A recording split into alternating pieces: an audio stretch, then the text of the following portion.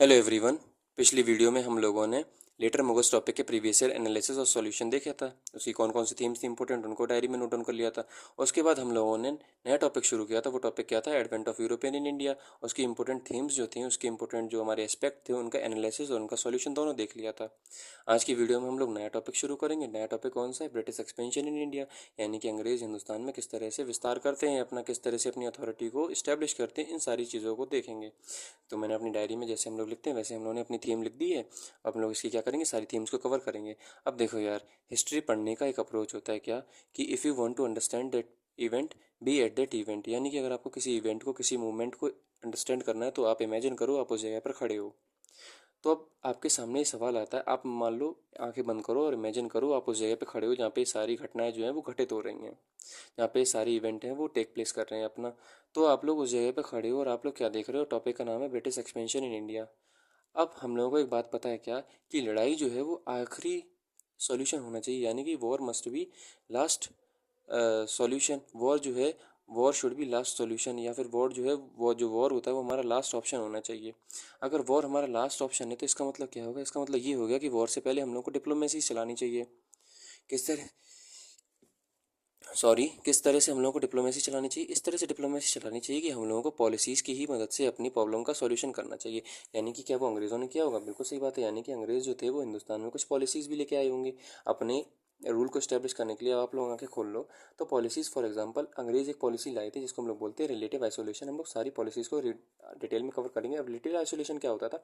तो relative isolation में सारी पॉलिसी लिखते रहो, उसके बारे में आपको बता दूंगा बाद में, अगली वीडियो में बता देंगे, उनका सॉल्यूशन देखेंगे। तब रिलेटिव आइसोलेशन थी, एक था हमारा जिसको हम लोग बोलते थे struggle for equality. Struggle for equality के बाद अगली अंग्रेज पॉलिसी लाई थी जिसको हम लोग बोलते थे रिंग फेंस। रिंग फेंस के बाद अगली थी जिसको हम लोग बोलते थे सब्सिडरी अलायंस। सब्सिडरी अलायंस के बाद अंग्रेज एक और पॉलिसी लेके आए थे जिसको हम लोग बोलते थे सबॉर्डिनेट आइसोलेशन। सबॉर्डिनेट आइसोलेशन के बाद अगली जो पॉलिसी थी उसको बोलते थे doctrine of lapse. Doctrine of lapse के बाद जो अंग्रेज अगली पॉलिसी लाई थी इसको हम लोग बोलते थे सबॉर्डिनेट यूनियन। अभी क्या है, मैंने बताया ना कि war must be last option. जो वॉर है वो लास्ट ऑप्शन होना चाहिए आपका, यानी कि उससे पहले अंग्रेज कुछ पॉलिसी लाएंगे हिंदुस्तान के ऊपर अपना एक्सपेंशन करने के लिए। तो सीधी सीधी बात थी क्या। फॉर एग्जांपल मैं आपको बताऊं, रिलेटिव आइसोलेशन मतलब ये था कि 1740 से पहले अंग्रेज ये सोचते थे कि हमें केवल और केवल इंडिया में ब्रिटिश हुकूमत को इस्टेब्लिश नहीं करना, हमें केवल और केवल इंडिया से कॉमर्शियल इंटरेस्ट हैं जिनको हमें फुलफिल करना है, और इंडिया के जो इंटरनल मैटर्स हैं उसमें हम लोग को इंटरफेरेंस बिल्कुल नहीं करना है। बाद में जब स्ट्रगल ऑफ इक्वालिटी आया उसमें अंग्रेज़ों ने क्या किया कि नहीं, अब हमें इंडिया के इंटरनल मैटर्स में अफेयर करना चाहिए, इंटरफेरेंस करना चाहिए। फॉर एग्जांपल इसका बेस्ट एग्जांपल क्या था? बैटल ऑफ प्लासी, या फिर हमारा जिसको हम लोग बैटल ऑफ बक्सर बोलते हैं वो थे, या फिर हमारे एंग्लो कर्नाटिक और same ring fence policy subsidy, इन सभी को डिटेल में देखेंगे। तो ये तो अंग्रेज़ों की कुछ पॉलिसी होगी। अंग्रेज़ों ने क्या लड़ाई लड़ी?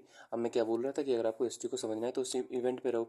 यानी कि अंग्रेज़ों को क्या करना, अपना एक्सपेंशन करना है इंडिया में। अगर एक्सपेंशन तभी होगा जब उनके सामने जो दो अथॉरिटीज़ हैं उन दोनों को साइडलाइन कर दे। दोनों कौन सी अथॉरिटी है? अब मान लो आप उस टाइम पर खड़े हो तो आपके सामने दो पावर्स होंगी। कौन सी? कुछ तो कुछ यूरोपियन पावर्स ही होंगी। जैसे फॉर एग्जांपल जो हमारे पुर्तगीज़ हैं उनको अंग्रेज़ों को साइड से करना पड़ेगा। पुर्तगीज के बाद जो डच हैं, डच के बाद जो डेन्स हैं, डेन्स के बाद जो फ्रांस हैं, फ्रेंच जो है, इन सबको साइडलाइन करना पड़ेगा। अगर ये तो ब्रिटिश थे ही, यानी कि इनको भी हराओ। साथ में जो इंडियंस हैं उनको भी हराना पड़ेगा। अब इंडियन कौन? इंडियन फॉर एग्जांपल जब हम लोग सिख की बात करेंगे तो एंग्लो सिख वॉर होगा, एंग्लो सिख वॉर होगा। जब फ्रांस की बात करेंगे तो इसको हम लोग एंग्लो कर्नेटिक वॉर, या फिर एंग्लो कर्न जो हमारी फ्रेंच राइवलरी होती है उसे बोलते हैं। एंग्लो मराठा वॉर को देखना पड़ेगा। क्यों? क्योंकि इसके द्वारा भी तो अपनी टेरिटरी को वो सॉलिडेट करेंगे। उसके बाद फॉर एग्जांपल एंग्लो मराठा के बाद मान लो वो बर्मा को कैसे हैंडल करते हैं, बर्मा के बाद मान लो अफगानिस्तान को किस तरह से हैंडल करते हैं, मान लो सिंध को किस तरह से हैंडल करते हैं, मैसूर को कैसे हैंडल करते हैं, इसको हम लोग एंग्लो मैसूर वॉर के नाम से जानते हैं। तो इतनी थीम्स मेरे दिमाग में आ रही हैं। इस तरह से वो किस तरह से इनको हैंडल करते हैं, कर्नाटक या फिर हमारा बंगाल हो गया, इन सबको किस तरह से हैंडल करेंगे, यही हम लोग को इस टॉपिक में देखना है। देखो यार, मैं आपको सिंपल हमारी अप्रोच है इस टॉपिक को लेके क्या, कि अंग्रेज हिंदुस्तान में एक्सपेंशन करेंगे तो कैसे करेंगे? पॉलिसीज, यूरोपियन पावर्स और इंडियन पावर से उन्हें क्या करना पड़ेगा? वॉर करना पड़ेगा। मैं यार आपको इस तरह से हिस्ट्री बता रहा हूँ कि फॉर एग्जांपल मान लो आप मेरे छोटे भाई बहन हो और आपको मैं पहली बार, आप हिस्ट्री अगर पढ़ रहे हो, बिल्कुल आपको हिस्ट्री के बारे में कुछ नहीं पता है, तो मैं आपको इस तरह से बताना चाहता हूँ कि आपके पास बैठा हूँ और आपको समझा रहा हूँ कि देखो भाई, ये हमारा प्रोफेशनल तरीका होता है, हम लोग इससे इसको कवर करेंगे, कोई दिक्कत हमें नहीं होगी। यानी कि इतनी तो वो सारी थीम्स होगी जो मेरे दिमाग में आ रही हैं। अब इसके अलावा हमें और क्या पढ़ना है? तो इसके अलावा हमें सवाल ही बताएंगे कि हमें और क्या पढ़ना है। फॉर एग्जाम्पल पहला सवाल क्या बोल रहा है कि which of the following statement does not apply to system of subsidiary lines introduce by Lord Wellesley. Subsidiary lines अंग्रेजों की पॉलिसी थीम कवर है। अब सब्सिडरी लाइंस क्या होता है, आप लोग घबराना नहीं, मैं सारी चीज़ें देख लूँगा।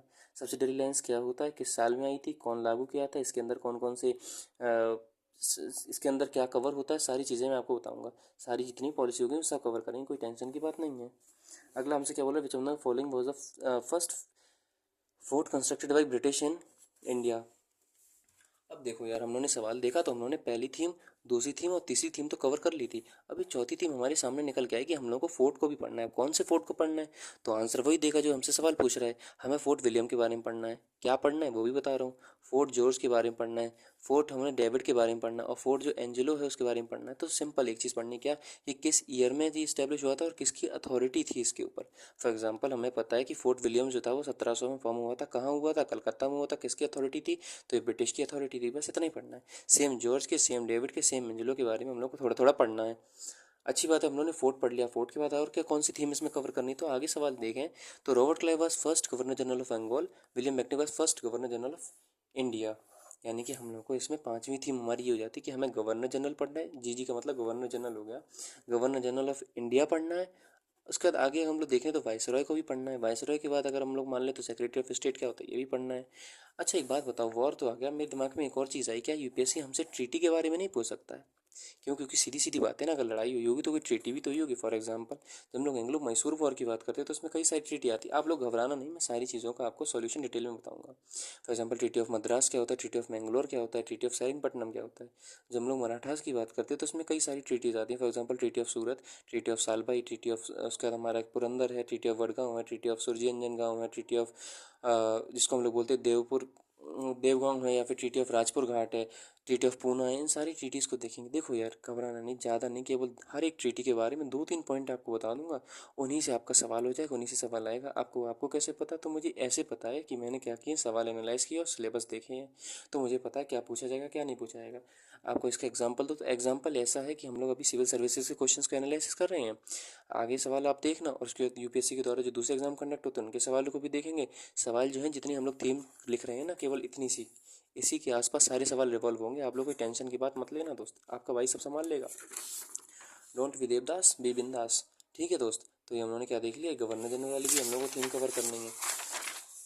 उसके बाद हम लोग क्या देखना, विच of the following is a correct order of battle in India, यानी कि इंडिया में कौन सा बैटल है करेक्ट। तो हम लोगों ने बैटल पहले ही देख चुके, बैटल ऑफ बॉन्डिवोस कब होता है, किसके बीच में होता है।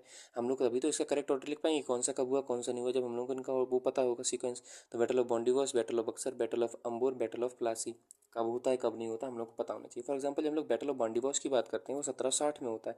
बैटल ऑफ बॉन्डिवोस और बैटल ऑफ अम्बुर जो होते हैं वो विद रिस्पेक्ट टू हमारे एंग्लो फ्रेंच रेवलरी के रिस्पेक्ट में होते हैं। जबकि हम लोग इसकी बात करते हैं बैटल ऑफ बक्सर और बैटल ऑफ प्लासी की, तो विद रिस्पेक्ट टू बंगाल होते हैं। तो ये एंग्लो फ्रेंच रेवलरी क्या होती है, कब कौन सी लड़ाई होती है, कौन सी ट्रीटी कब होती है, आराम से सारी चीज़ें कवर करेंगे, कोई टेंशन की बात नहीं है। और दूसरी बात ये है कि ये भी हमारी थीम्स कैसी थी दोस्त, कवर थी। अब अगेन हमसे अगला सवाल क्या पूछ रहा है कि कौन से साल में कौन सी लड़ाई हुई है। एंग्लो मराठा वॉर कब हुई है, थर्ड मैसूर वॉर कब हुई है, फर्स्ट एंग्लो बर्मीज वॉर कब हुई है, सिख वॉर कब हुई है। सारी थीम्स हमारी कैसी थी, नोट थी यूपीएससी 2004 की। Last major extension of British Indian military Indian territory took place during, यानी कि कब हुआ। देखो यार, कि कायदे में जो सवाल है वो हम लोग जब अलग से एक चैप्टर शुरू करेंगे वाइसराय गवर्नर जनरल वाला, उसमें इसको देखेंगे। लेकिन कोई बात नहीं, इस सवाल में आया है तो हम लोग इन चारों ऑप्शन को डिस्कस कर लेंगे, अप्रोच सिंपल रहेगी। अगला हमसे फिर सवाल पूछ लिया गया 1999 में यूपीएससी की, अगेन वही बात है, साल और इवेंट। अब हमें ये पता करना है कि कौन कौन सी लड़ाई इंपॉर्टेंट, देख लो कौन कौन से ऑप्शन रिपीट हुए हैं। एंग्लो मराठा वॉर इधर है, फर्स्ट सेकंड से हमें मतलब नहीं, हमें केवल मतलब है एंग्लो मराठा वॉर 3 हुए थे, तीनों को देख लेंगे। Anglo Maratha war, Anglo Maratha war option number 3, यानी कि ये इंपॉर्टेंट है। Mysore war, Mysore war important है यूपीएससी पॉइंट ऑफ व्यू से। Anglo Burmese war, Anglo Burmese war लिख चुके डायरी में, थीम कवर है। सिख वॉर, और इधर हमारा क्या है, अफगान वॉर। अच्छा, सिख के बाद सिंध आ जाए तो वो भी इंपॉर्टेंट, यानी कि हम लोग सारे जो हैं एरिया और जो विद रिस्पेक्ट टू हिंदुस्तान था वो सारी चीज़ें देख चुके हैं।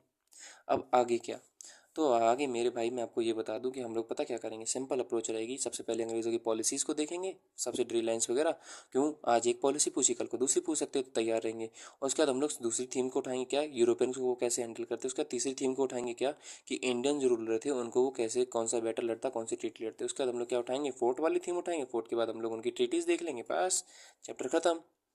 तो यार कैसी वीडियो लगी ये मुझे बताना। अगर आपको वीडियो में जल्दी लगा, थोड़ा और डिटेल एक्सप्लेनेशन चाहते हो तो वो भी मुझे बता देना, और मैं क्या इंप्रूव करूँ ये भी मुझे बता देना। वीडियो कैसी लगी कमेंट में बताना। तो यार हम लोग अगली वीडियो में मिलते हैं, कोई सजेशन हो वो भी बता देना। अगली वीडियो में हम लोग मिलेंगे।